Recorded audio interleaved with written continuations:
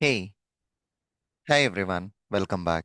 So, guys, as part of the previous session, we have seen how exactly we can execute the program by converting into a JS file, and then we have executed it. Now, let us see an option directly. We can run a TypeScript file.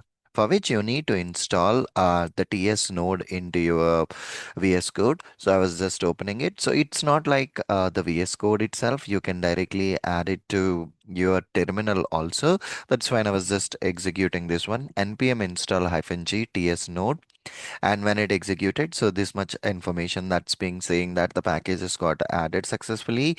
And we should make sure that we are inside this particular package where your TS file is there. Hence, I switch it to CD space. And then the next point here is a TS space a hyphen node, and I'm using print info. Okay, and I'm just using a print info. So whenever I'm executing that, see hello student is being populated. So this is the way how exactly you can execute it using this particular TS node plugin.